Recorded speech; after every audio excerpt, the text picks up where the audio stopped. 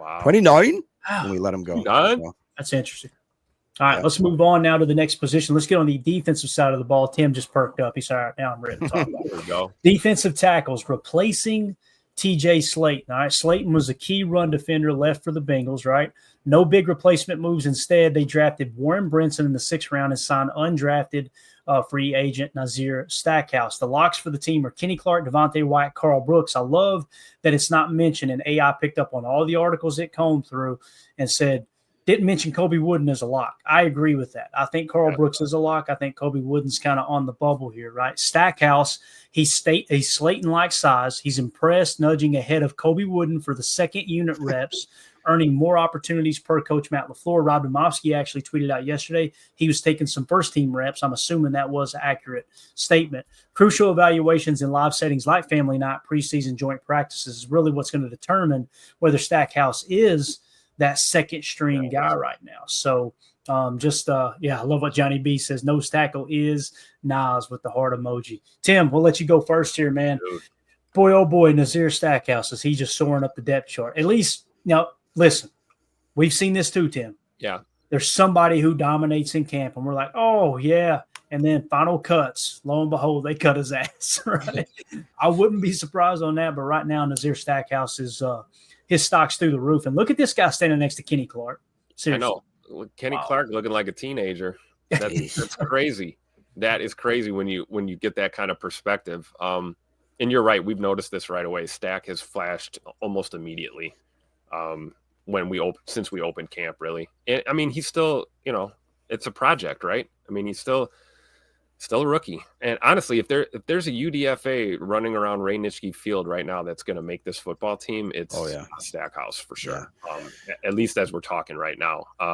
I do agree with the assessment that, if you wanted to try and replace TJ Slayton, Nas is definitely a front runner for that. And I agree that he's got kind of passed up Kobe Wooden at this point.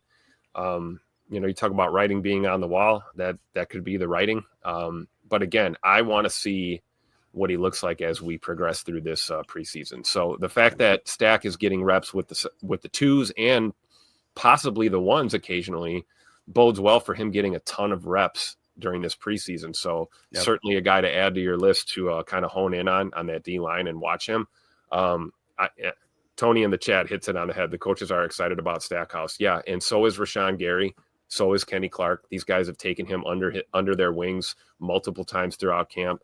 Rashawn has been leaning on Stack every single day during these drills and during, even the team exercises. They're kind of making it a point to kind of get him up to speed as quick as possible.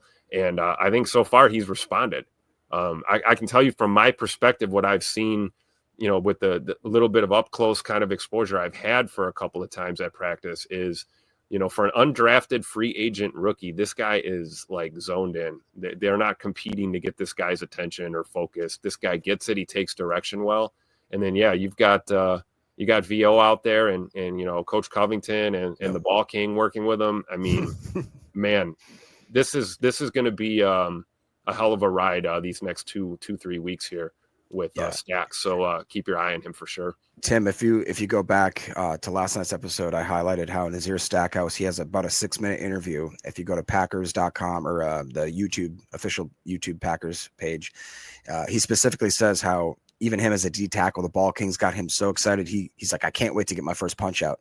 He goes, even the guys on the D line, the linebacker room, the D backs, everybody. It's I don't know if you heard, but they literally have like a fantasy football type situation where they have 3 captains. It's like Quay and Rashawn and maybe Kenny. I can't remember who the other one was. I think it's probably somebody in the DB room, but where they literally draft players. They get points for scoops, for scores, for batted balls, for sacks, all that kind of stuff.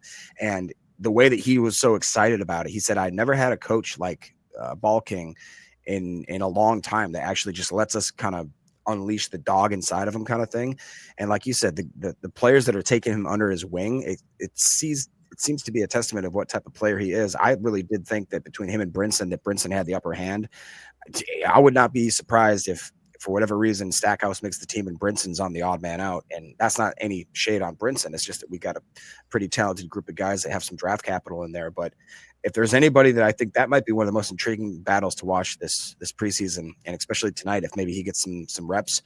We've also heard of Nazir actually breaking through like multiple times, being unblocked. And I don't know if that's a scheme issue or a break in pass protection or whatever it may be, or is it that Nazir Stackhouse has actually got a second gear in him that a lot of people kind of didn't know about. So he's sneaky quick for a big he guy. is. He really is. And the other thing I've noticed too is a lot of time you see the big guys, they go ass over tea kettle, and it's kind of tough to keep the footing. He is so agile for his size. Yes. I mean, the guy. I mean, look at the calves on that man. Monster, dude. Good Lord, those ankles holding on for dear life, supporting all that weight. And that guy is, I mean, he's got the footwork of Matt Golden, I mean, I might be exaggerating a little bit, but it is impressive to see him move the way he does. And, again, taking the direction from, Coach Wendell, I'm sorry, the Ball King, and, the rest of the guys, man, I think Stackhouse could prove to really be a beast as we go forward. Again, that's my hyperbolic overreaction, way too early in training camp assessment right now. We'll see where we are at the end of August, right? Heck yeah. All right, let's move it on to the edge room here. Defensive ends, bottom of the depth chart's really going to be the story here, right? Returning is Rashawn Gary, Lucas Van Ness, Kingsley Enagbare, Brenton Cox, and Aaron Mosby. I can already tell you Aaron Mosby's the odd man out there, right? Everyone else, I'm a little lower on Kingsley Enagbare than most people are, me personally. And you guys know I was really, really excited when we drafted him. I had a pretty high draft grade on him. There was two full rounds went by in the draft that I was going, Enagbare is the best player on the board. Enagbare is the best player on the board. Much like Nazir Stackhouse, he was a guy that was highly touted going into his last college season, and for whatever reason, his stock dropped. But here are the additions, right? You got fourth rounder Baron Sorrell. All right, you've got fifth rounder Colin Oliver. Now he's dealing with a hamstring injury right now. Hasn't practiced since the draft. It's starting to feel like he's probably going to start the season on IR. Would be the route I would go because he's got to get caught up. You know what I mean? So maybe you let him sit out the first 4 weeks of the season and let these guys that's been competing in camp. They kind of got a little momentum. That'd be a way that you could finagle the final 53. Now the starters are obviously Gary and Van Ness. Enagbare second team snaps split with Cox and Sorrell. All right. Oliver's running out of time to earn early season role. That's how I see that in the edge defensive room there. By the way, LVN, he's looking like a monster, boys. Look at Baron Sorrell next to him too, man.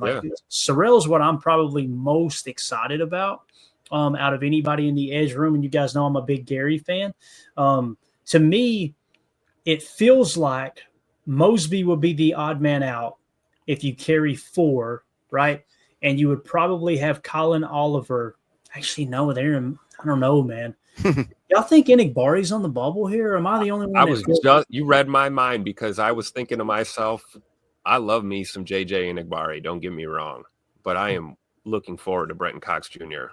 swapping spots with him and getting more of those reps this year. I mean, this could finally be the year we've been all been waiting for. With Brenton Cox Jr., man, this could be a breakout season for him. I really believe that. Yeah, and I like what Ed Madden says here, Jacob. Rashawn Gary, LVN, Cox, Sorrell, and Oliver when he's healthy, right? Yep. But until Oliver's healthy, how do we see this, man? And I'll pull up the depth chart for you. You can get a real good look at it. This is an updated depth chart according to our labs, too. Yeah, I mean, I mimic some of the guys in the chat here where I mentioned it, I believe, last night where Enagbare had that unfortunate injury, and for whatever reason, he did not feel comfortable when he came back. He even admitted it multiple times in press conferences where he just didn't feel like he trusted that knee. I think Emilio touched on the fact that, he went through a major injury like that. It's kind of, if you get in your own head about whether or not you're healthy, and apparently, if I remember correctly, the doctors were like, you're good to go, man. And he just didn't trust it. And it was the thing where if you get in your own head, I mean, that's tough to overcome. You talk my knee. Exactly. I would never root against a Packer. I'm not rooting against Kingsley in any sort of way. I really do appreciate what he's done for this team. I just, again, if we're looking at writing on the wall, I think Ed Madden's got it probably locked in the sights the right way. It's RG, LVN, Cox, Sorrell, and then I have a lot of hope for Colin Oliver. I hope he can get that hamstring issue worked out. And, even guys like Aaron Mosby, I really do feel like deserve a shot. Even guys like, Desmond Alexander. I think, Tim, you saw him flash in certain parts of camp, right? So like we like most positions, tip your hat to Goody and to Matt and to the scouting crew.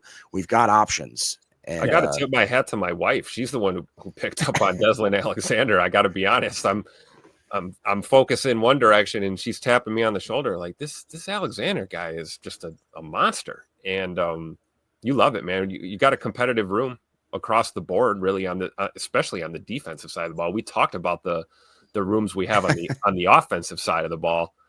My goodness, look at our edge room and our D-line room. I mean, this is going to bode well for us. But I agree. Mosby is a guy you root for.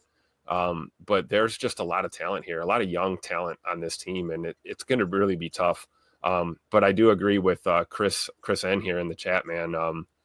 Maybe Inigbare is 1 foot in, 1 foot out. We don't know at this point, but I could see that being a possibility. I really could. It's funny too, because like we look at the edge room and go, man, this edge room looking pretty good. They're pretty stacked. And you heard people last year talk like the edge room was just horrible. And it is funny how the goalposts continue to get moved. I was listening to a live stream the other day, and I did take a little shot at ESPN Milwaukee today. Am I the only one that ESPN Milwaukee just irks the hell out of? Like it drives me insane what they cover. Like Packer fans are at an all-time high right now in optimism. We're looking up going, man, this team is ready to take another step, and they're still young, and we're all getting fired up for family night. And they tweet a video about the Brett Favre fallout. Don't worry, nobody's listening anyway. What the hell? Like how – it's no wonder that at 2 o'clock in the afternoon, I go, let's see what ESPN Milwaukee's doing on YouTube. I click on it, and they got 6 viewers. Yep. I'm like, when are we going to – you had somebody 2 weeks ago say that Brian Gutekunst is not interested in winning a Super Bowl because they're ready to move on from Jair Allen. Look, you crackhead. Got hold to the wrong stuff. There you go. It's every day their content is geared around here's why the Packers are horrible. And then when the Packer fans have cut the corner like, hey, let's get excited about 2025. Hey, y'all remember when they had this debacle with Brett Favre? Like, what the hell are we doing? Why are we – yeah, hit that stuff in March. You know what I mean? What are you doing on the eve of family night trying to create division? Because that was an embarrassing time for Packer fans because we were divided, right? Whether you were on the Aaron Rodgers side like I was, or you may have been on the Brett Favre side like so many others were.